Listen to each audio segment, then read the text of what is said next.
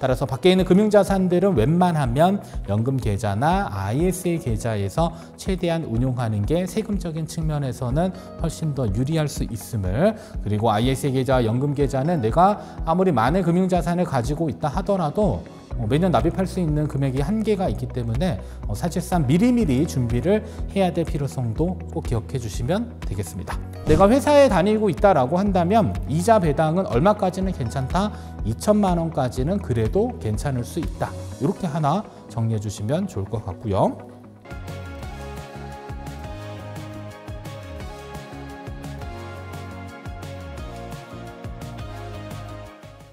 자, 일단은 오늘 여러 가지 주제들을 가지고 강연을 시작할 텐데, 먼저 제 소개를 좀 깊게 드린 적이 없는 것 같아서 오늘 간략하게 제 소개 먼저 드리고 강연 시작하도록 하겠습니다.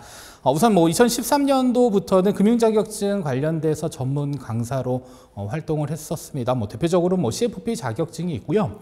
아시는 분들은 아시겠지만 CFP 자격시험의 시험 시간은 무려 8시간 20분입니다. 시험을 이틀 동안 봐요. 그 자격증만 무려 한 10년 정도 강의를 했고요. 자, 그리고 이제 수험사 저자 활동을 많이 하다 보니까 사실 금융에 대해서 연금은 사실 일부분이거든요. 그러니까 사실 제가 이제 가르쳤던 그런 내용들에 보면 여러 가지 세금, 상속, 증여, 투자, 부동산 관련된 여러 가지 내용이 있지만 사실 연금은 생각보다는 일부분에 대한 내용인데, 제가 이제 유튜브 채널을 2022년 12월부터 운영하면서 느꼈던 것 중에 하나가 연금에 대해서 생각보다 많은 분들이 잘 모르셔서, 그래서 2022년 12월부터 현재까지 한 2년 한 6개월 정도 현재 계속 유튜버로도 활동을 하고 있습니다. 자, 그리고 나서 2024년 11월 좋은 기회가 와서 이제 책을 쓰게 돼서 현재는 이제 작가 활동도 같이 겸하고 있다라는 정도까지만 잘 알고 계시면 좋을 것 같습니다. 자, 오늘 주제는 전체 5개 주제로 일단은 가지고 왔습니다. 아마 이제 강의를 많이 보신 분들이다라고 한다면 비슷한 주제일 수도 있지만 과거의 데이터들을 조금 더 업데이트 시켜서 여러분들에게 내용 전달해 드리도록 하겠고요. 먼저 첫 번째 주제는 1억 원으로 월배당 ETF 활용해서 다양한 금융상품에다가 우리가 투자를 할 수 있는데, 대표적으로 일반 주식 계좌에서도 운용할 수 있고요. 아니면 연금저축과 IRP 계좌 혹은 ISA 계좌 안에서도 월배당 ETF를 활용해서 운용을 할 수가 있습니다. 자, 그러면 각각 계좌에서 운용했을 때 발생될 수 있는 여러 가지 세금적인 부분들, 문제 발생할 수 있기 때문에 세금에 대한 부분들을 일단 알려드리는 시간, 첫 번째 시간으로 가져보도록 하겠고요. 자, 두 번째로는 연금 준비와 관련돼서 사실 3층 연금에 대한 부분들, 국민연금, 퇴직연금, 개인연금 많이 들어보셨을 텐데, 근데 어떻게 준비를 해야 되는지 준비 방법을 생각보다 많은 분들이 잘 모르셔서 어떻게 계획 세워야 되고 그 다음에 실행해야 되고 그리고 점검하는 과정에 대한 부분들도 알려드리도록 하겠습니다. 자, 다음 세 번째로는 연금 운용과 관련돼서 이제 인출과 관련돼서도 사실 리밸런싱이 정말 중요한데, 많은 분들한테 여쭤보면요, 리밸런싱 잘 하고 계세요라고 하면 대부분 안 하고 계십니다. 그래서 안 하는 이유가 도대체 뭘까라고 했을 때, 첫 번째로는 자료가 없어서 안 하는 줄 알아서 그래서 자료를 만들어서 드렸더니 역시나 그 자료도 잘 활용을 안 하는 것 같고요. 두 번째로는 대부분 귀찮은 것도 있고요. 세 번째로는 이익과 손실을 확정 짓는 행위 자체를 그렇게 자주 해본 적이 없어서 아마도 리밸런싱이 쉽지 않은 것 같습니다. 자, 따라서 연금 운용과 인출 관련돼서 도대체 왜 리밸런싱이 꼭 필요한지 그런 내용들을 구체적인 사례와 함께 같이 알려드리도록 하겠고요. 자, 그리고 네 번째로는 연금 운용할 때 도대체 몇 개의 계좌를 가지고 운용하는 게 적당할지, 우리가 세액공제 받은 계좌, 받지 않은 계좌, 그리고 퇴직금은 또 별도의 퇴직용 IRP나 연금저축에다가 지급받아라 라는 이런 내용들로 보통 이야기를 하고 있는데요. 자, 그러면 도대체 몇 개의 계좌로 운용하는 게 나한테 가장 적합할지 각종 사례를 통해서 전달 드리도록 하겠고요. 자, 다섯 번째는 3억 원으로 200만 원 받는, 원래는 250만 원이었는데 너무 인출률이 높아지는 바람에 조금 줄였습니다. 그래서 월 200만 원 받는 배당 포트폴리오를 실제로 어떠한 단계를 통해서 만들어낼 수 있는지, 그리고 실제로 한 200만 원 정도 우리가 배당을 받기 위해서는 3억 원 기준으로 연간 8% 정도의 분배율이 필요합니다. 그래서 연간 8% 정도 분배율을 지급받기 위해서 어떤 포트폴리오들을 만드는 게 좋을지 샘플을 하나 가져왔으니까 뒷부분에서 관련 내용에 대한 부분들도 꼭 잘 확인해 주시면 좋을 것 같습니다. 자, 그러면 본론 들어가서 이제 첫 번째, 자, 1억 원을 월배당 ETF 활용해 가지고요. 일반 계좌, 연금 계좌, ISA 계좌에서 운용했을 때 어떠한 세금 문제들이 생길 수 있는지를 살펴보도록 하겠습니다. 먼저 첫 번째로는 일반 계좌에서 1억 원을 운용하는 건 사실 어렵진 않습니다. 왜냐하면 연금저축, 그다음에 ISA 계좌는 연간 납입할 수 있는 납입 한도들이 정해져 있기 때문에 내가 아무리 큰 목돈을 가지고 있더라도 사실 그 계좌 안에다가 한꺼번에 운용하기는 쉽지는 않습니다. 다만 일반 계좌에서는 우리가 1억 원에 대한 자금 그냥 입금해서 다음 날부터 바로 월배당 ETF 매수하게 되면 다음 달부터 배당금을 받는 데는 전혀 어렵지 않은데 항상 고민해야 될 거는 세금에 대한 부분입니다. 자, 그러면 어떠한 세금을 일단 조심해야 되냐면 크게 세 가지로 구분됩니다. 첫 번째로는 배당소득세 관련된 부분이 있고요. 자, 두 번째로는 금융소득과 관련된 건강보험료가 추가적으로 발생될 수 있는 부분도 있습니다. 자, 세 번째로는 금융소득 종합과세 관련된 부분들도 사실 배당소득세와 관련됐는데, 자, 우리가 일반 계좌에서 만약에 배당 ETF를 통해서 배당을 받는다라고 한다면 거기서 발생되는 배당 외에도 또 신경 써야 될 것은 다른 금융상품에서 발생되는 이자 배당들도 충분히 신경을 써서 뭐 연간 2천만 원 혹은 건강보험료 과세 기준인 1,000만 원을 넘지 않도록 운용하는 게 훨씬 더 세금적인 측면에서는 유리할 수 있는데, 자, 그러면 실제로 만약에 우리가 어떤 기준점들을 초과해서 이자 배당이 발생됐다라고 가정한 경우에 어느 정도까지 세금이 또 늘어날 수 있는지도 같이 한번 보도록 하겠습니다. 자, 먼저 첫 번째로는 투자 금액 1억 원이고요. 연 배당률은 12%는 조금 높게 잡은 겁니다. 근데 계산의 편의상 12%를 잡았고요. 자, 그러면 1억 원에 투자해서 12%의 배당을 받게 되면 오랫동안 배당금은 1,200만 원이 되겠고요. 자, 여기에 배당소득세를 계산하게 되면 15.4% 곱하시면 됩니다. 이때 배당소득세는 184만 8천 원이 발생이 됩니다. 자, 그리고 건강보험료와 관련돼서는 현재 직장에 다니는 직장가입자 기준으로 일단 설명을 드리고 있는데, 자, 직장가입자의 경우는 건강보험료에 대한 추가 부담은 보수 이외의 소득이 2천만 원을 넘어갈 때 그때 추가적인 건강보험료가 발생하게 됩니다. 다만 2천만 원이 넘어가면 그 전체 금액에 대해서 건보료가 추가 고지되는 건 아니고요. 그 초과분에 대해서만 추가적인 세금이 발생됩니다. 따라서 연간 1,200만 원에 만약에 배당소득이 발생됐다라고 가정했었을 경우에는 아직까지는 보수 이외의 소득 800만 원 정도 여유가 있기 때문에 세금적인 부분에 있어서는 크게 고려 대상은 아니고요. 자, 그리고 금융소득 종합과세 관련돼서도 아직까지 기준금액 2천만 원을 초과하지 않았기 때문에 사실상 회사 다니시는 분들에 있어서는 연간 1,200만 원의 배당소득이 발생됐다라고 해서 추가적인 세금 부담이 발생되는 것은 아닙니다. 자, 그러면 어떻게 정리하냐? 내가 회사에 다니고 있다라고 한다면 이자 배당은 얼마까지는 괜찮다? 2천만 원까지는 그래도 괜찮을 수 있다. 이렇게 하나 정리해 주시면 좋을 것 같고요.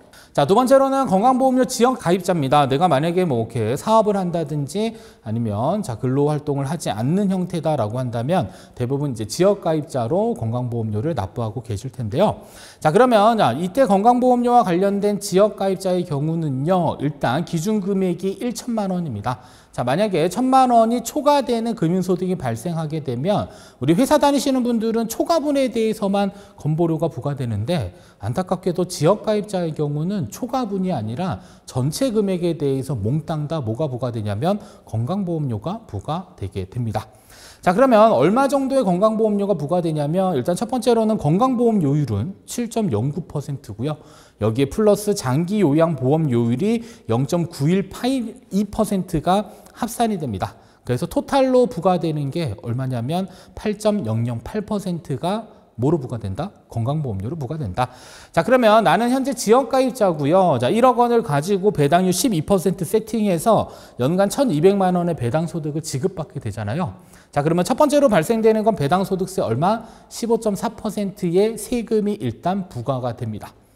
자, 그리고 나서 두 번째로 부과되는 건 바로 건강보험료 기준 1,000만 원을 초과했기 때문에 초과한 금액 200만 원이 아니라 전액에 대해서, 자, 그러면 1,200만 원에 대해서 무려 8%의 건강보험료가 추가로 나오게 돼요. 자, 그러면 연간 얼마의 세금을 또 부담해야 되냐면 96만 원 정도의 추가적인 세금을 부담을 해야 됩니다. 자, 그러면 소득세율로만 따졌을 때 배당소득세 15.4% 세금 하나 냈죠. 자, 두 번째로는 자, 건강보험료 약 한 8% 정도를 내게 되면 약 한 24% 정도, 그러니까 1,200만 원에 대해서 24%가 세금으로 빠져가 나가게 되는 그러한 세금 뭐 폭탄 아닌 폭탄을 맞을 수 있다는 점 참고로 기억하시면 되겠고요. 다만 금융소득 종합과세 관련된 기준소득은 2천만 원 기준이기 때문에 지역가입자의 경우도 연간 1,200만 원이 발생하게 되면 그때는 사실 금융소득 종합과세에 대한 부분들은 크게 신경을 쓰지 않아도 됩니다.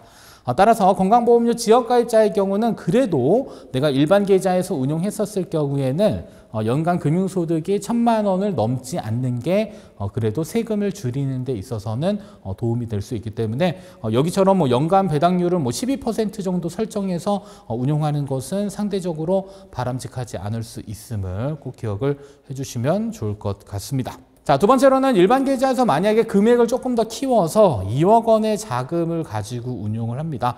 이때도 연간 배당률 12%를 잡게 되면요. 일단 발생되는 배당 소득은 2,400만 원이 됩니다. 자, 그러면 여기서 발생되는 배당소득세 15.4%를 반영하게 되면 세금이 이제 상당히 늘어나게 됩니다. 369만 원에 대한 배당소득세를 일단 납부를 해야 되는 부분들이 있고요. 자, 그리고 건강보험료 기준에 있어서도 이제는 직장가입자도 영향을 받게 됩니다. 다만 전액이 아니라 2천만 원, 즉 보수 이외의 소득이 2천만 원 초과분에 대한 세금이 발생되기 때문에 이때는 2,400만 원에서 2천만 원 차감한 400만 원에 대해서 약 한 8% 정도 세금이 부과됩니다. 그래서 32만 원 정도의 건보료가 연 단위로 발생이 될 텐데, 자, 그러면 건보료는 도대체 어디서 차감해 가냐? 뭐 소득에서 차감해 갈까요? 아니면은 별도의 고지서가 나와서 차감해 갈까요? 네, 집에 별다른 고지서가 날라오게 됩니다. 따라서 소득과는 전혀 관계없이 집에 고지서가 하나 날라오게 되기 때문에 이랬을 경우에 내가 보수 이외의 소득이 2천만 원이 넘어갔구나라는 생각을 해주시면 좋을 것 같고요. 다만 한 가지 이제 또 충격적인 사실은 2천만 원 넘어가게 되면 5월 달에 또 금융소득 종합과세 신고하라고 고지서가 집으로 날라오게 됩니다. 따라서 건강보험료도 추가적으로 부담을 해야 되는데도 불구하고 또 추가적인 금융소득 종합과세까지 납부를 해야 되는 역시나 세금이 계속적으로 증가될 수밖에 없는 구조를 가지고 있고요. 자, 그리고 반대로 지역가입자의 경우도 2천만 원 넘어가게 되면 사실상 엄청난 세금이 붙습니다.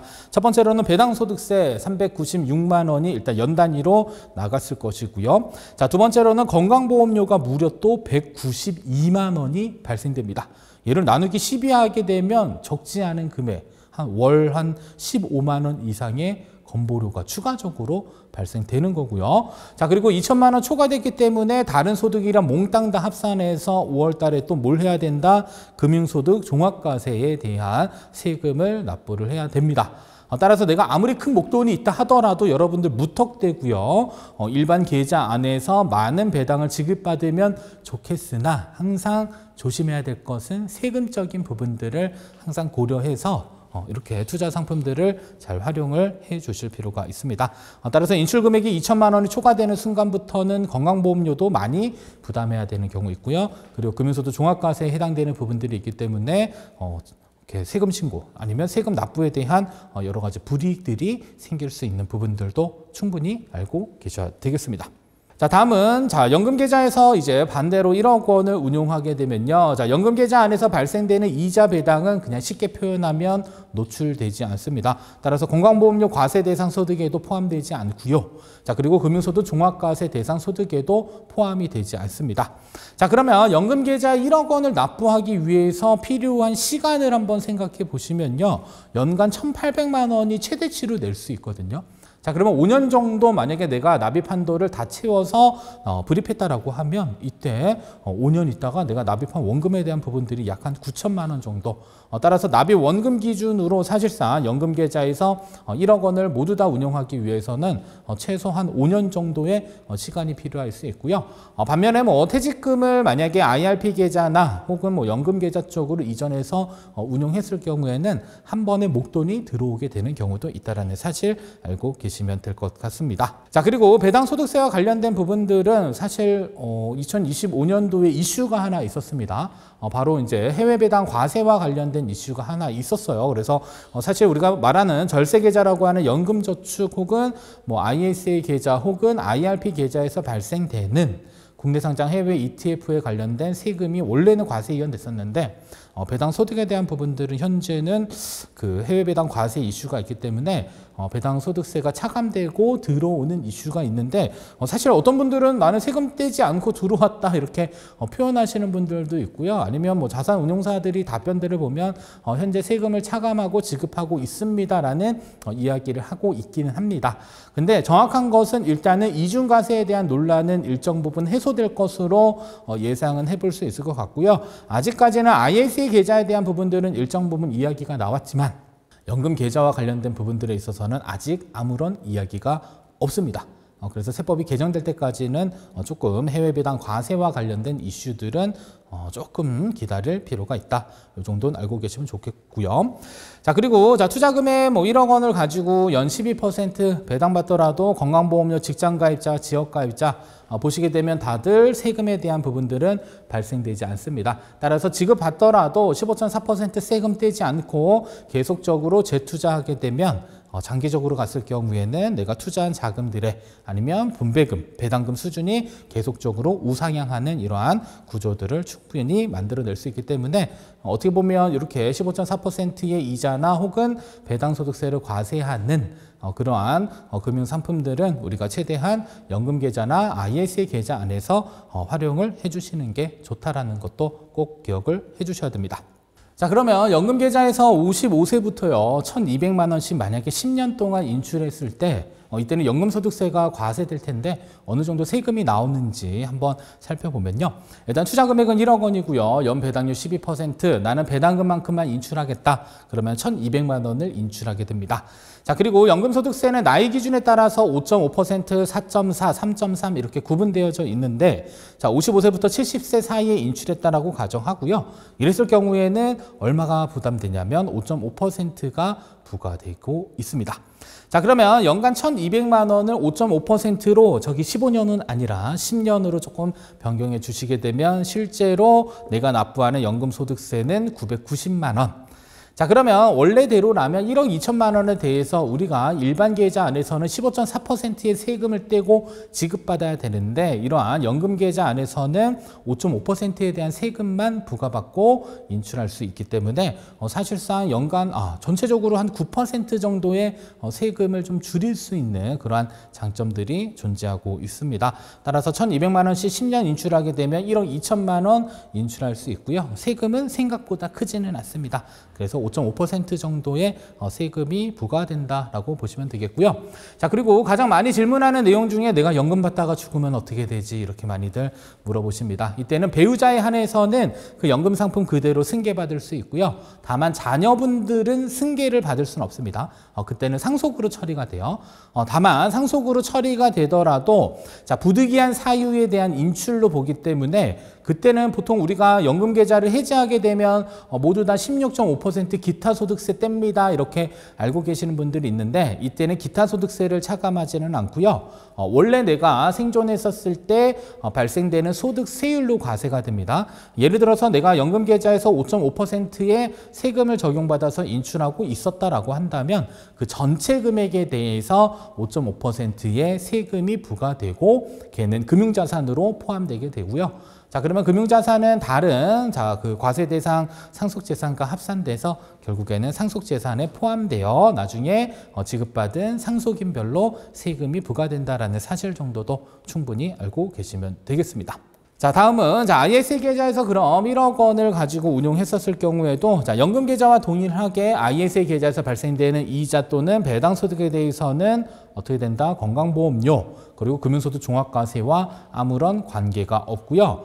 자, 다만 어떤 분들은 ISA 계좌 나중에 해지하게 되면 9.9% 세금 떼고 또 추가적으로 지급받지 않나요? 그런 세금들은 건강보험료 혹은 금융소득 종합과세에 영향이 없나요? 라고 물어보시는데 우선 ISA 계좌에서 발생되는 일부 소득에 대해서는 200만 원 또는 400만 원 한도로 비과세되는 거는 대부분 알고 계실 거고요.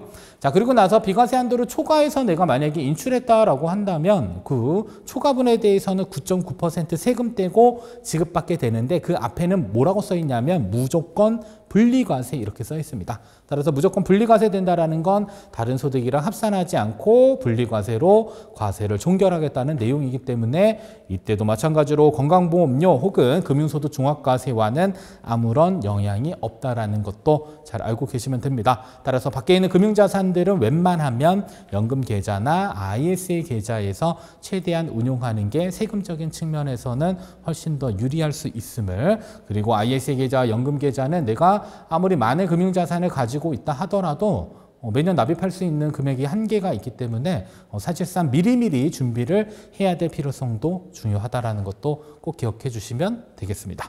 자, 그러면 ISA 계좌에서 연금 계좌와 동일하게 연간 1,200만 원을요, 계속 인출해서, 사실 ISA 계좌에서 인출할 수 있는 중도 인출 한도는 내가 납입한 원금까지만 가능합니다.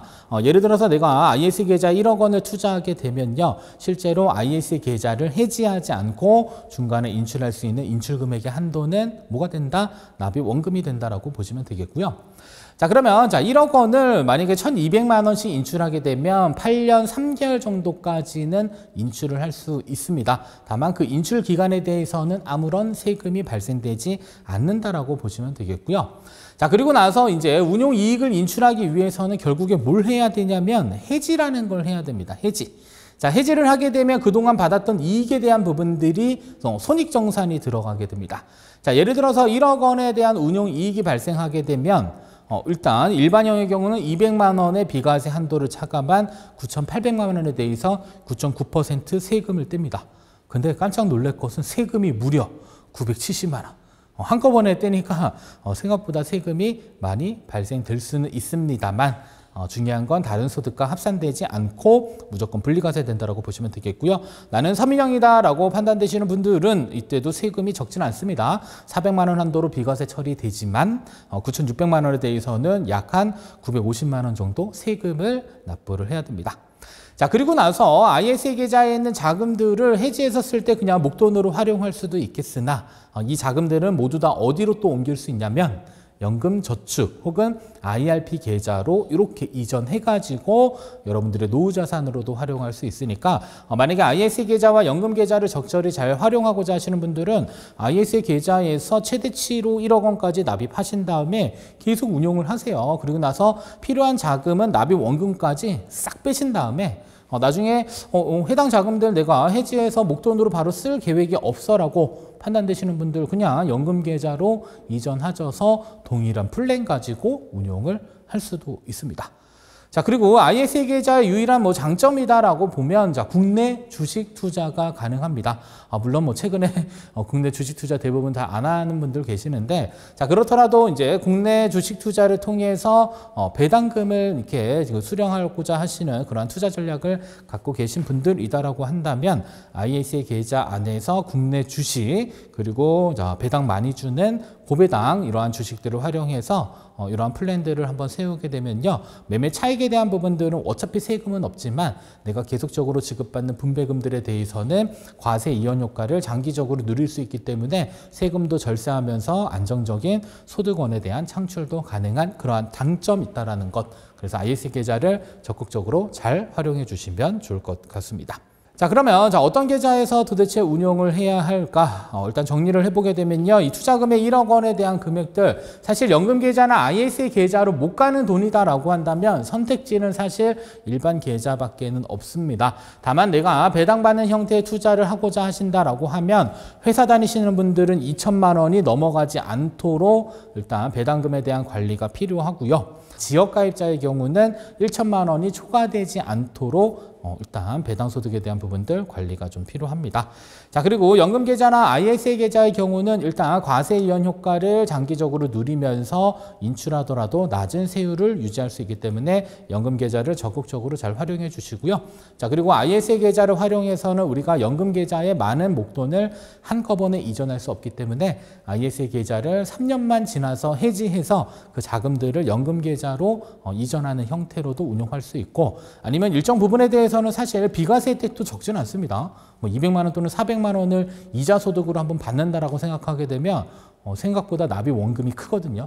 걔네들도 200만 원 또는 400만 원 한도로 계속적으로 세금도 줄여주고 그리고 초과 이익에 대해서는 15.4%가 아니라 9.9%. 자, 그러면 일반 계좌보다는 6% 정도 세금이 그래도 낮게 부과되기 때문에 확실히 이러한 절세 계좌들을 잘 활용을 해주시는 게 좋을 것 같습니다.